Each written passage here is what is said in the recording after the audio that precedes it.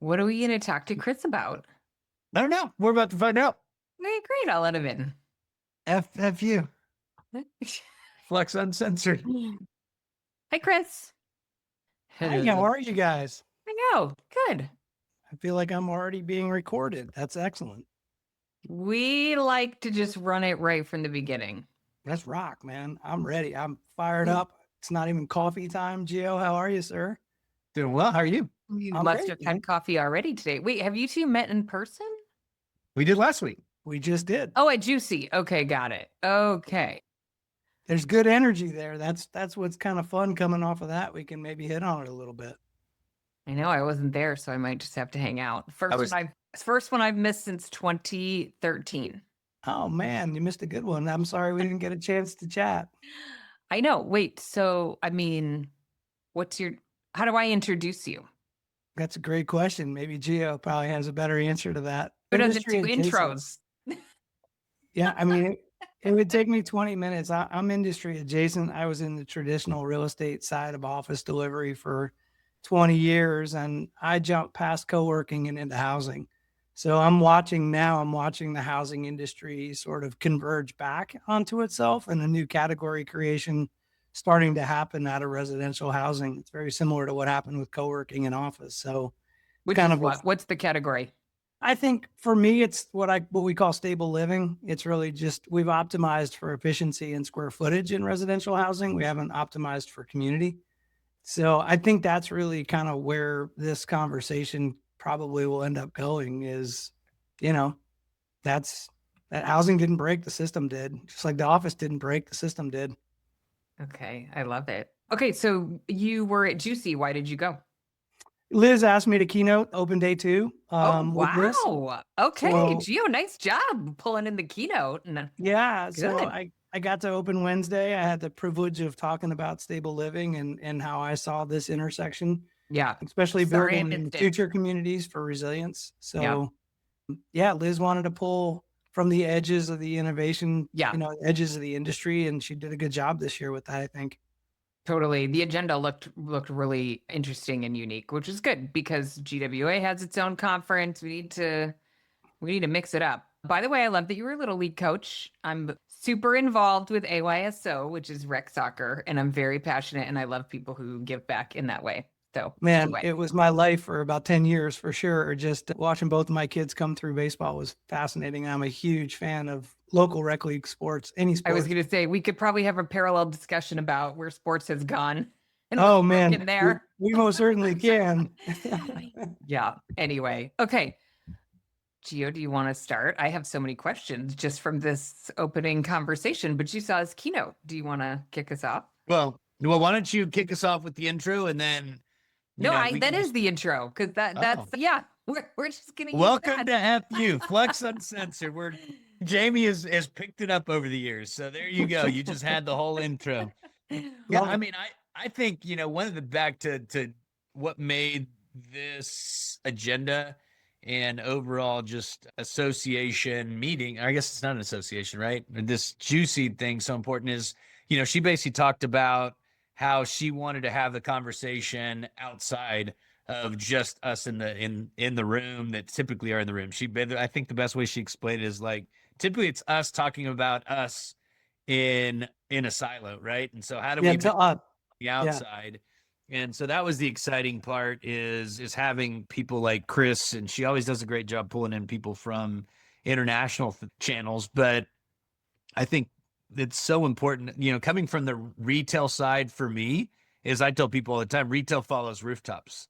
And ultimately, we are a retailer. And I say this all the time to people is we do have an office product, but it's essentially a retail product that goes in the office. And so back to, Chris and his experience within the housing community and things that have gone wrong there, it's going, okay, where did it break? Back to your point, Chris, and how do we kind of shift and adapt, right? Even the urban versus suburban conversation is a big part of it, the 15-minute city and so many other things. So I want to start with kind of what was your take on the conference overall, right? I mean, that was your first one, right? Yeah. So we'll dive right in as the keynote. I like it. Yeah, 20 years in the industry and had never been to a co-working conference before yet. All of my closest friends and colleagues came from co-working. So, it was pretty interesting. I really enjoyed I see co-working sort of as a product to an industry, right? You just mentioned the product coming from retail. Turning process into product is exactly what we're trying to do. We're trying to create a new housing product that doesn't exist right now. So it's a little bit of a category creation, as if it's not hard enough to start a business, why not just create a whole new industry? And look, the way that it works for most of us is that we grew up in a house that worked, like outside of like whatever the social situation was or how much love or whatever, not because it was perfect, but because everything around it worked, right? Costs were made sense, and like whoever the breadwinner was making enough money, and the systems were pretty simple, and the expectation was pretty clear. And somehow along the way now, we're just like over cost burdened, not making enough money, spending too much. So, we need a new model. Yeah. And you jumped. Go ahead, Jamie. Go for it. No, you can keep going. I just want to know what the new model looks like. I want to hear more about it. Yeah, I thought it was really interesting. So, Jamie, I think you missed a lot, but I think the biggest session that you missed was the one in which Sam Rosen was up there and sharing the Yardi index numbers, which I had been on the Lexi call with them when Will kind of talked about some of those things. But I mean, Chris, it's funny, you'll get a kick out of this, Jamie. I walked in late to that session, like right as they were talking about how brokers suck. And literally Sam was like, "Oh, perfect timing. Giovanni just walked in." And I'm like, "Oh, that's awesome." It was perfect timing. You weren't in the room, but your timing was absolutely perfect, because what had been happening in the room was Sam had already sort of open sourced all the metrics from Yardi and launched the index, the co-working index. And it was really just sort of like Ben Wright in the back, and then and Mark from Liquid Space, and Liz and I all just like firing questions at like the verification and validation process of all of this information and how huge it could be, and how important it is to base our decisions on new systems. And that's really what that was the changing. He changed the benchmark in that conversation from 30% to 13%, and then shared that right now Flex is at about 2.5% of total office in the US. So like he was reframing it from maybe the metrics were a little bit conflated to begin with, to like maybe this is more realistic at 13, to like this is where we are at 2.5, and we're still doing pretty well. So I do exactly that in housing, which is so fun.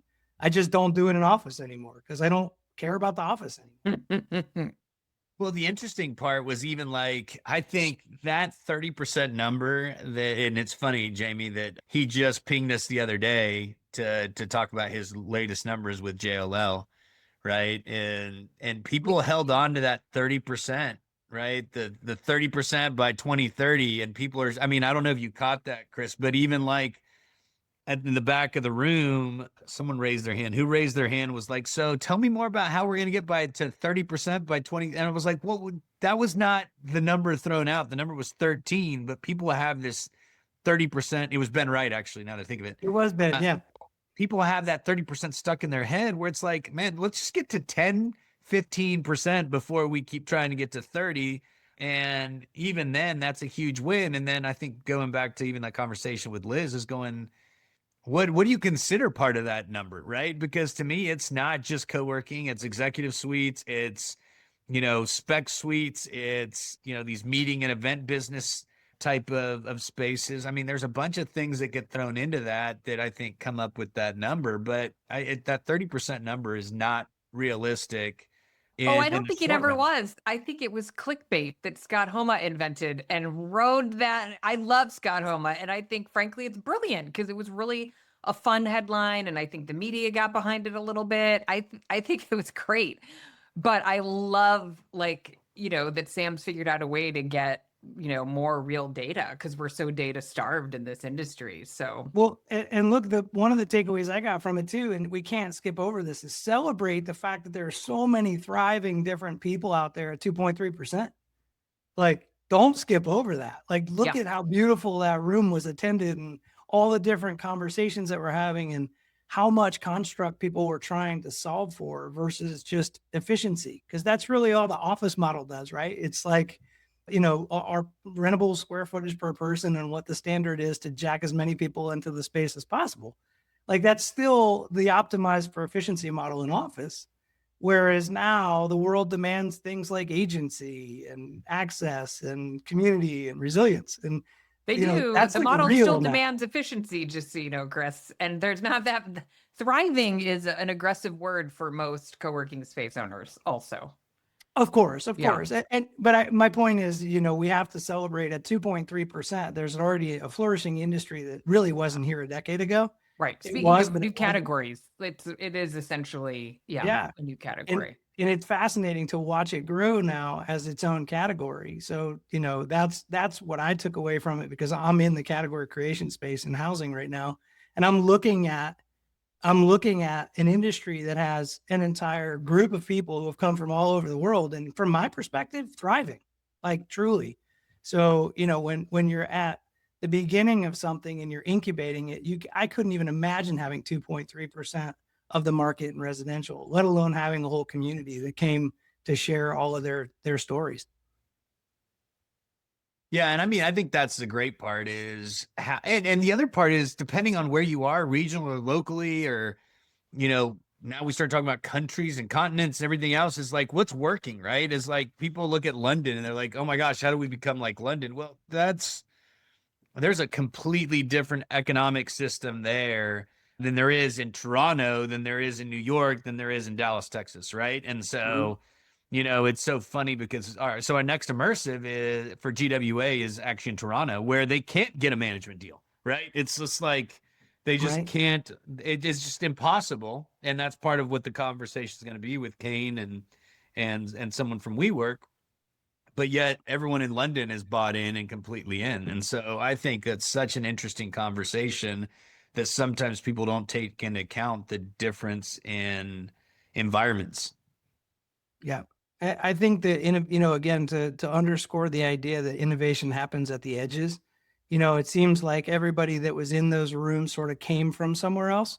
So they brought all their experiences and their stories from wherever their industry was, whether they're a serial entrepreneur or an investor or a community builder, wherever they came, it's almost multiplicative or exponential now, where, the additive ideation of what co-working could be or how you define flex. All of a sudden now we're getting into like real things that matter, like experience and like agency and access. Those conversations are phenomenal. So speaking Great. of, Yeah, no, I want to hear about the new category of housing. okay, go. Oh, I mean, at the end of the day, you have to like just look back to look forward. Housing was optimized for efficiency. That's really what happened in America. Is our housing industry started figuring out typologies like beds and baths, and then figured out a standard square metric of square foot per cost, right? And that was it. And we just started pumping out housing. So, what we don't, to me, the question about the housing crisis right now is it economic or is it supply? We don't have enough houses. I think we have plenty of houses. I just think that we're completely mismanaging all of them. When you have 3 or 4 houses in your portfolio yourself personally, and 3 of them are empty, is that a supply issue or is that an economics issue? When you have all of these office spaces in your portfolio and they're 80% empty, 20%, the vacancy rating is just through the roof. Do you have an economics issue or do you have, an inventory issue? So stable living is a different perspective. Of course, it takes into account housing, and that housing should be approachable and affordable and responsible, but it also pulls other things in like digital equity. Do we have access to the tools that we need to learn moving forward? That's the internet and awesome people like you that poke on things and have questions and interrogate people for a living as a side hustle. That's amazing.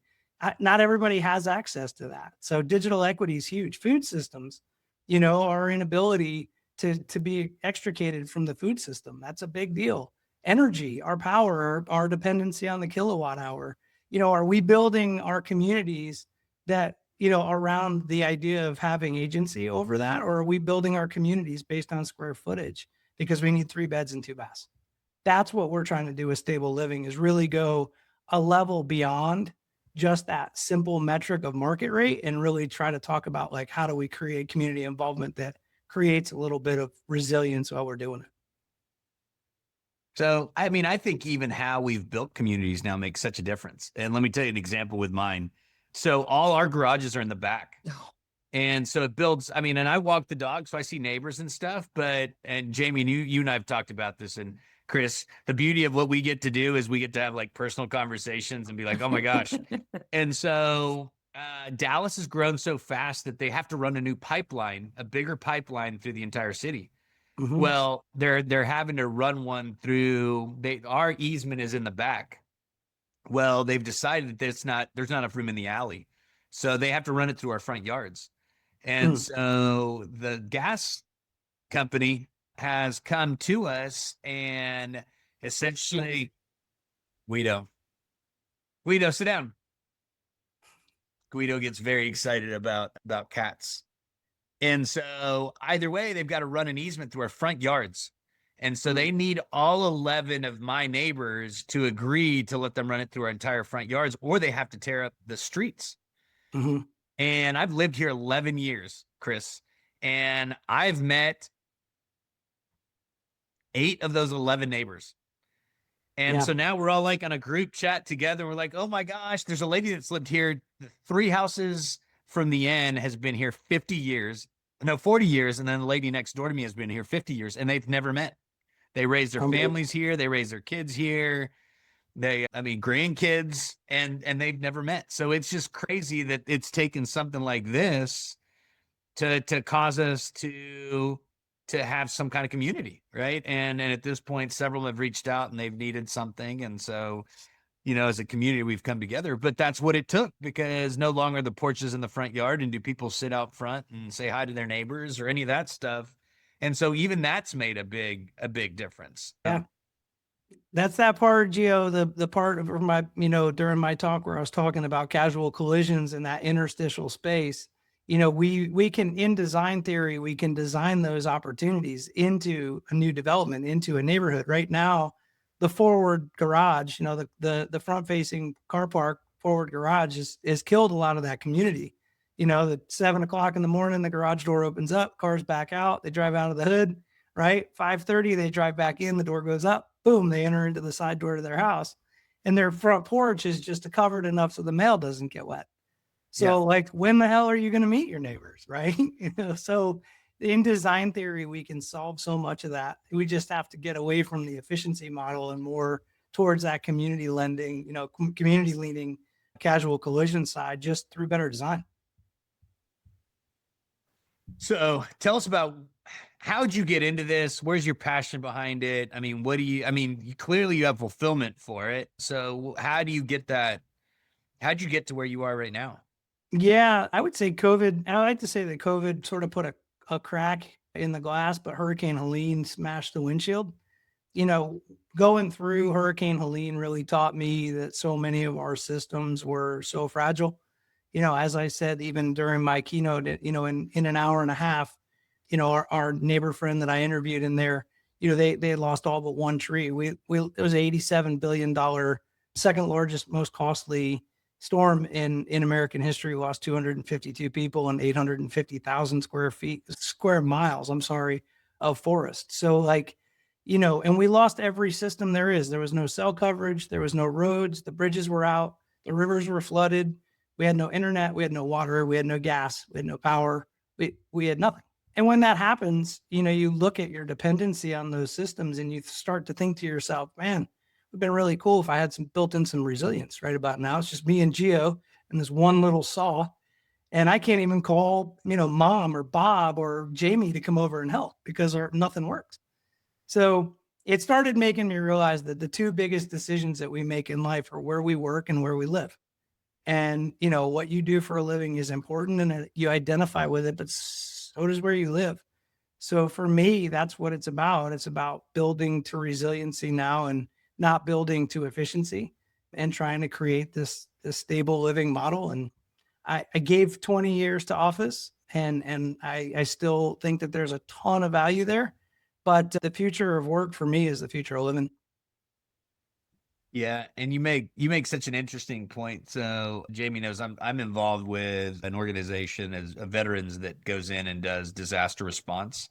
Mhm. And it is so interesting. We've shown up in neighborhoods where the neighbors already out front have showed up and started doing work to clean. And we tell people our at this point what our goal is to show up after the local community's done the first level of support, and then we show up, give them time to go home, take care of their families, their businesses, give them some rest, and then give them a week of that, and then they take back over. But we've also shown up where there's nothing being done in a community. And I still remember it being like, where are all the people, right? They were all in their homes. No one was out helping each other. And so the crazy part about it is we showed up in our red DRM disaster response sheepdog shirts and started doing work. And it was funny. It was like they slowly started creeping out from their homes and not only started helping themselves, but helping each other. Right. And it took and we came from multiple states away to do this. And it's so interesting how some communities are so secluded within themselves that they don't even know how to even start to interacting. Yeah. United Cajun Navy, like those guys were Yeah. were on it like immediately. I could shout out so many different groups, Operation Hope. I was part of Operation Airlift coming out of the Hickory Airport, and we were Yeah. dropping because it was all heli drops. So we were in Yeah. LZ that were like 60 feet wide. I mean, the thing skinniest LZs you could imagine, dropping off meds and picking people up that were going to die. So it was like, you don't forget that kind of stuff. And it just sort of made the office metric sort of seem less important when you saw this community come together. Look, it's almost 600 days now since Hurricane Helene. Now we're tracking the money with almost an $80 billion loss. We've still only got $7 billion earmarked. And right now in like cash reserves ready, we've really only seen $1 billion. So look at the impact that that's had economically to Western North Carolina, $87 billion impact. We asked for 26 billion from Raleigh. They gave us 7 and we've only seen 1. So, not politics aside, we're having to stomach an $80 billion loss on top of this. So, it just changes your perspective on things. As soon as you go through something like this, you start to look at growth as emergent and time sort of compresses, and you got to follow your passion at that point because community is all you got, man. So when was the last time you shaved that beard?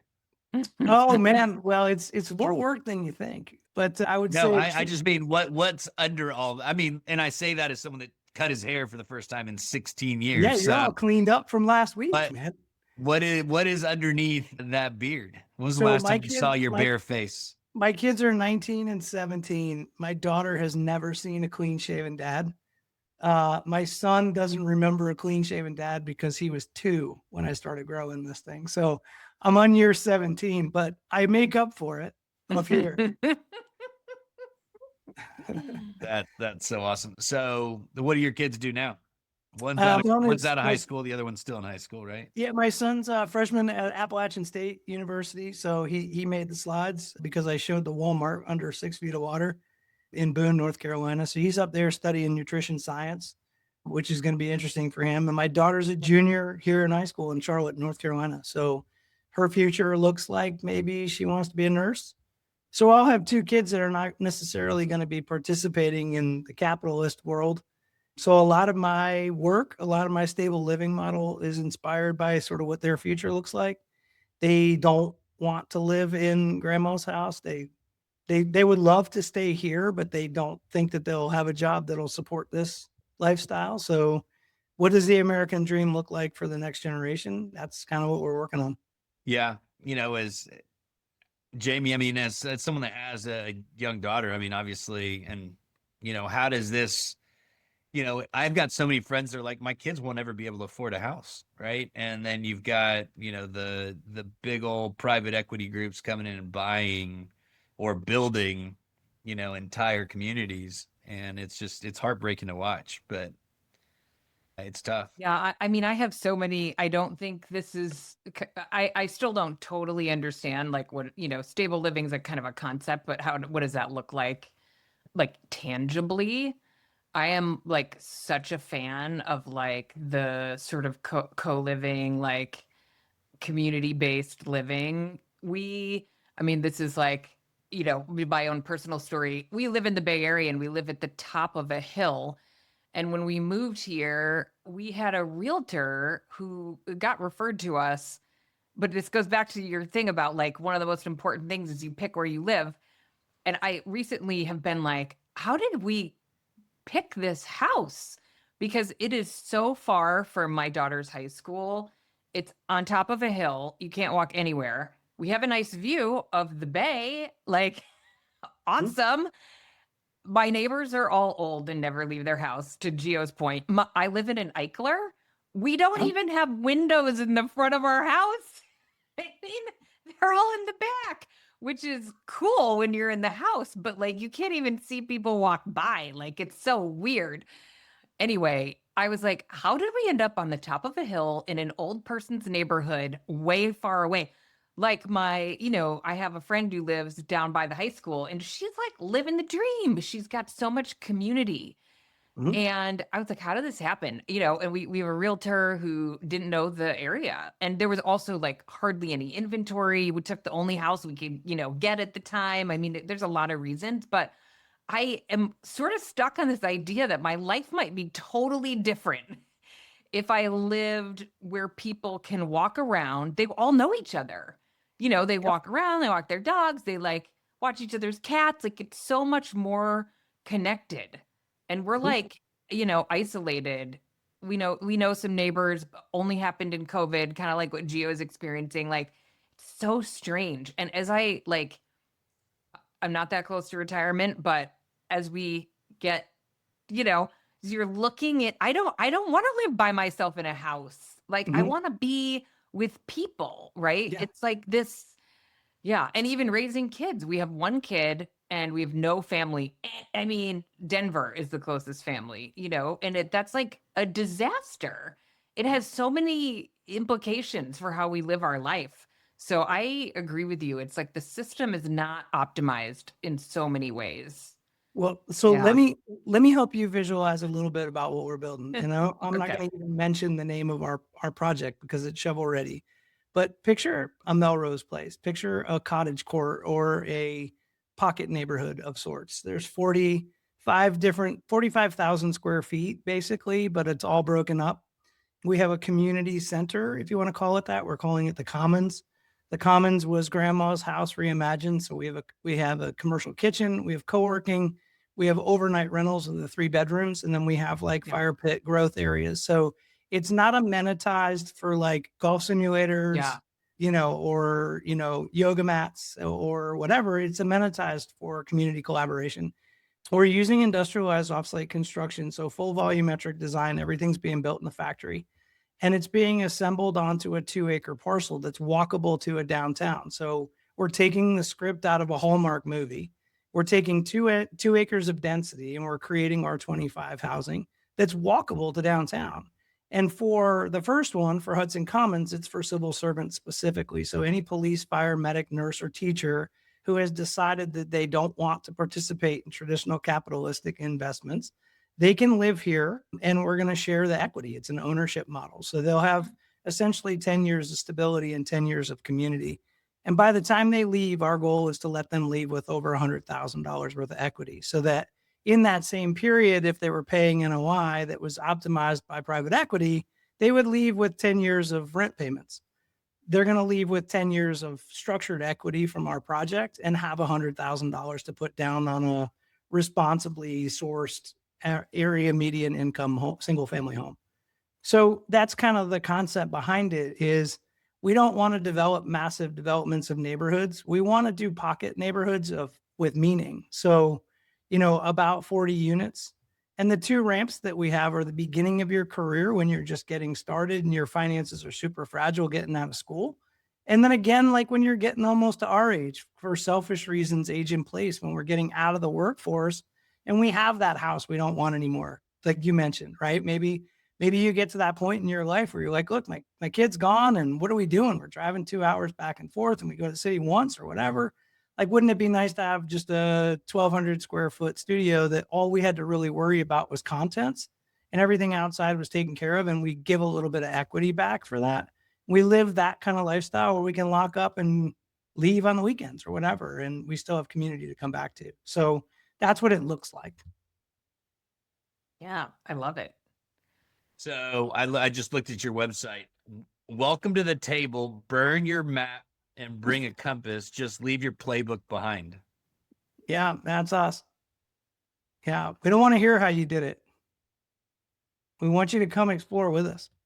And so how does that exploration look? I mean, as you're talking to traditional capitalists, right?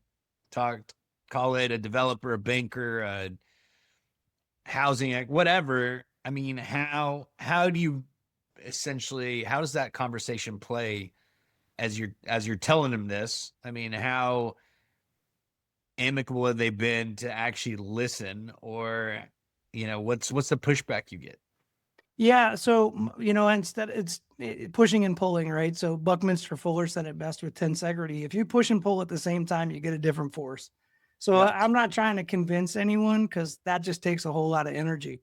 What I'm trying to do is just continue to explore new communities and new groups and new industries that already understand this concept, rather than trying to sell it. So the people that really get it are economic developers, because workforce development and workforce housing is a huge problem. They're bringing in a lot of socioeconomic impact, but then they realize, whoa, we don't have the housing stock for 3,000 new jobs. So that's one. Economic developers are a huge fan of creating stability. Mayors, town managers, zoning planners, urban folks that are trying to do, a new kind of thinking for housing.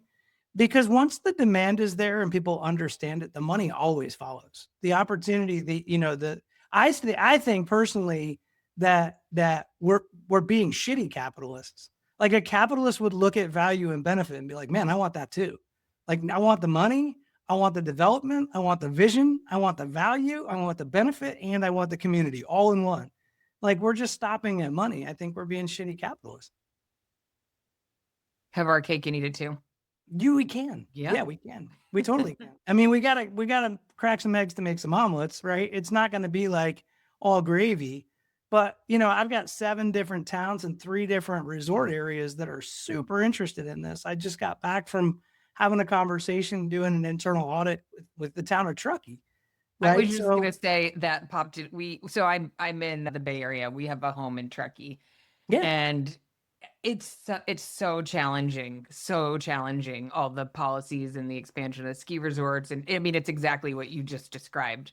Yeah. And you got to meet people where they are. So, like, up in Boone, we've got a very affluent area called Banner Elk. We've got Grandmother and Grandfather Mountain private landing strips, like billionaire's paradise. And, all it takes is a conversation for them. Like, hey, if there's an emergency, you have a medical emergency, it's going to be 37 minutes before the first medic gets here. Like, what are you talking about? We don't have police, fire, and medic the way we used to, and our call times are through the roof. That's one. 2, what we see in Eastern North Carolina, in Caratuck and Dare County at the Outer Banks, no one lives in the Outer Banks. They're all second, third, fourth home investment properties for folks that live all over the East Coast. So they come in to do this time of work to get their house ready for season. And they're feeling it just in the food and beverage industry, in the service industry. They're like, man, why isn't Beaumont's open on Sundays and Mondays? Well, they don't have any staff. Why? Because there's nowhere for them to live. So, like, they'll feel it wherever they want to feel it. It doesn't have to be an issue of like national security around, response time and dying on, of a heart attack. It can be as simple as there not being ski patrol or someone to get you a burger. And you feel it in different ways. Jamie, come on. I'm letting you talk. Oh, I know. I love this conversation. It's so interesting. Wait, you have to, what were you exploring in Truckee? The conversation was around workforce development, how stable living can be incorporated into zoning and planning. The most towns find themselves as landowners.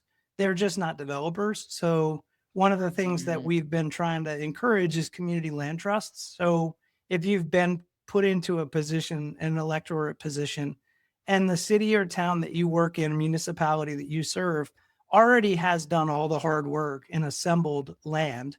The last thing that we should be doing is fire selling that to developers to reduce and unbundle the cost of the land so that they can develop it. Yeah. So why not create a community land trust? Right now, the issue is in this discussion with ski patrol. So if that's the issue and the town has the land, why doesn't the town just create a community land trust and we do a covered land play and let us do development rights over aerial and allow us 50 years of stabilization for ski patrol?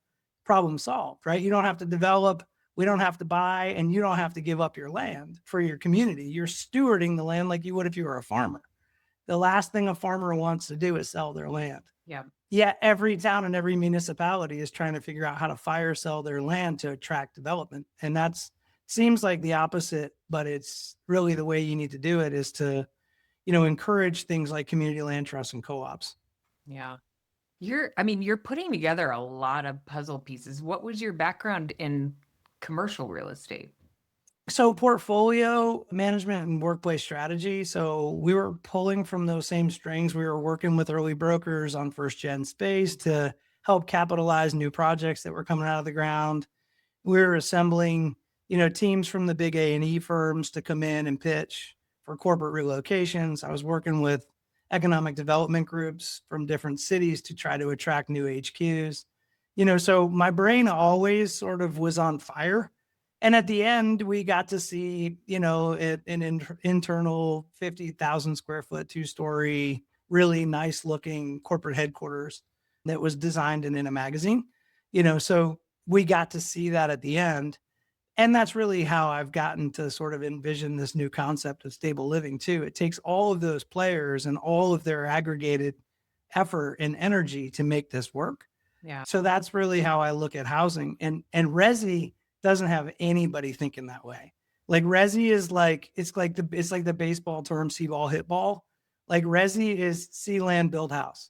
Like that's it. Like it's as deep as it gets. So it's really nice to bring that sort of design thinking, systems thinking concept to residential to create something different. All right, your kids, what do they love about you? Whew, I'm the fun dad. So, mom gets to wear the "Is your homework done" badge. When I'm around, dad's the fun dad. I think that they're both explorers for sure. They're not straight and narrow kids. They're not straight A students. They get that from me. I think they're curious. One of the lessons that they hear out of me over and over and over again for their generation is it's not your fault, but it is your problem. There's a lot of blaming happening in Gen Z and Gen Me simply because their world is on fire. So I try to quell that with you can be a solution architect too and not worry about how we got here. So it's not your fault, but it is your problem. Yeah, and other than that, man, it's like music, cold beers, long range views. I'm a mountain guy, so I'm usually in a creek or a stream or staring out at a long range view and generally listening to vinyl. Vinyl, all right. Yeah. So you were talking about, I just posted this and I had to look it up. So you were talking about your kids not being straight A kids. I posted, it says, my ADHD actually saved me because I wasn't paying attention in school when we were being indoctrinated. Yeah, that's beautiful. Don't let education get in the way of your schooling. That was a Mark Twain quote. Yeah, it's funny. I think of it, Jamie, you and I've had this conversation to some extent. I mean, talking about ADHD and all these quote unquote learning disabilities that people just medicate their kids. I'm like, that is my biggest gift. And at the end of the day, I feel like I have a bunch of tabs open. I didn't do anything, but I did more than the average person just because I can do so many things. And I think sometimes parents get overwhelmed with that, and teachers do too. And immediately we want to jump and correct behavior and things like that. But I mean, same thing on the baseball field, right? You're Jamie, you're the soccer field, and Chris, you're the baseball field. It's just so interesting to see kids' personalities develop, and and we squash some of their creativity by trying to medicate them. Yeah, my daughter's ADHD. She went to a special school, actually transitioned in 8th grade. She went to a place called SOAR Academy where they split their time in class and then out in the woods. So it's a little bit Knowles and a little bit education. And actually, the design principles that we're building for pathway communities are built off of a concept called whole body design from a neuroaffirmative coach, a woman by the name of Kelly Colon, who was also in the office industry originally. She now has a neuroaffirmative coaching company called Elidex up in Boston. Kelly's neurodivergent and her whole family's neurodivergent. So I brought her in to head up our whole body design concept. So when we build a structure and we're doing specifications in the factory, similar to the way we would do standard specials at a furniture company, a furniture factory, we're taking things like sound attenuation and color and hue and texture into consideration big time, because the future needs dark rooms and quiet places in a much more meaningful way. Just like no one ever thought there would be a home office in a home, there might be a home dark and quiet space in a home, coming up. So we're thinking those things through, trying to think out 10 or 15 or 20 years and what people will need. Well, the school system, the next thing I'd go after housing and kids sports, then I'd go for the traditional school is not set up for most kids. Brutal. Yeah. Yeah. The future of what we're living, the education and curriculum have to change. I mean, we're at that crux, right? I turned 50 this year. So yeah, I'm squarely Generation X, and I'm okay with the one who's in that ebb tide. I'm okay with looking at the old systems and saying, look, this is a good part of that system, but what if it were this? And I really think that that's where we all are trying to land is Buckminster Fuller said it best, don't try to fight the existing system, build a new system that renders the old one useless. Yeah. And spending all of our future energy on new systems just seems so much more efficient to me than trying to fight the system that's in place. Like, let's just get it, what's next? Burn your map and let's go explore together. Let's go build a new system. So SOAR stands for strengths, opportunities, adventures, and resilience. Yes. Specifically designed for individuals with ADHD and learning disabilities. Strength-based approach emphasizes individual strengths rather than deficits. Yeah. So go ahead. What she learned, I mean, just, Jamie, to your point about education, in 8th grade, she couldn't even really pack a bag and get out the door. That her ADHD was that sort of profound. Yeah. And what it taught her was not only sort of those activities of daily living and some tools and tasks associated with that, but it taught her superpower, because everybody with ADHD has a superpower. They just don't know what it is yet, or they're not old enough to recognize it, or it's not rewarded appropriately. Yeah. So it may not be memorizing something on a test. It might be something completely adjacent, but because it's not within that rubric or confine of whatever that is. And when she came back, I mean, she was a totally different kid, like getting packed to go up to the mountains for a weekend. Like the car was packed, like her bag was packed and she was in the car. So, mission complete. And the curricula that we all live by, that is to memorize and standardize things, is just not, that's the best. So no, it's okay. I know. My daughter's 14 and she struggles with, I'm like, she'll ask me these, I'm like, honey, guess what? I have no idea. And I'm like really happy and pretty successful. Right. Like all the random shit they have to memorize and then like spit out on a multiple choice exam. You're like, why are we doing this? But yeah, I'm with you. Maybe my next career will be. For what it's worth, both of my kids have already been caught cheating with AI. So, and it was like years ago. So that's how much they've leaned into this. I've been exploring this stuff for so long that when I learned it myself, I shared it with my family. And, things like the student handbook hadn't been updated. So it's like, are you cheating, or is it assistive technology? Like, you're not using it on a test, but you're using it for homework. Like, those rules and regs just weren't built yet. And yet they were already using these things. So they put the student handbook into Claude and they're like, you basically, yeah, tell me what I can get away with. Well, the interesting part is you stop. I still laughed, and we're all, the three of us are in the same age group. I laughed when the teacher was like, "You're not going to have a calculator in your pocket the rest of your life." And now we walk around with Right? this iPhone that is the Britannica Encyclopedia, a scientific calculator that you don't even have to use the calculator anymore. It's funny. So you'll get a kick out of this, Chris. And I literally will take, when we finalize a lease, because I don't know until a transaction is done, I don't even crunch the commission. I just don't believe in it, because then you're approaching it from a totally different standpoint. And Right. so I'll literally cut and paste the rent table, and I'll tell it to calculate the commission number, and it calculates the entire commission number for me. I don't even have to put in Excel myself. Right. Yeah. You can put that into your tax line right away and just be like, keep track of this so that at the end of the year, when I need to do my taxes, then the percentages are already taken out. No problem. You could Thanks, tell Gio. Claude to start pulling it out of your bank account and sticking it in your tax savings account. Who would have I don't thought know if I Claude would trust be Claude such a now. hunk, you know? That's funny. So what's next? What's next for you? How do you keep pushing?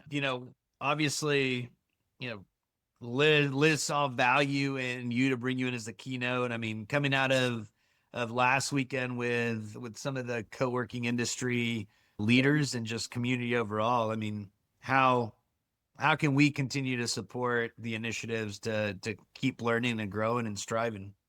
Yeah, I love that. I didn't, like I said, I think one of the unintended consequences and some of the brilliance that is Liz was that she saw this whole thing, because she reached out to me and said, I think that you would be perfect sharing this with the community. Plus, you have a background in the industry. And I think she already saw the outcome before I even got there. Right. So I'm going to sit and talk with her again tomorrow. She's going to be on my podcast tomorrow. A, to thank her, and B, to ask her what feels like the very beginning. We said goodbye on Thursday afternoon, but it very much felt like a beginning. Looking at what you already, Sam's presentation on the co-working index, and thinking about how we can work together from a data side, like that's super interesting. Learning from the community on, what's working and what's not working in terms of membership and revenue models. That's helpful. Looking at things like the ownership model, what do people gravitate to? Who's responding to what in what different market. So there's just so much to unpack between the future of living and the future of work, because they feel very similar to me. So, what's next? I've got Housing Innovation Summit is here in Charlotte. I sponsored a team.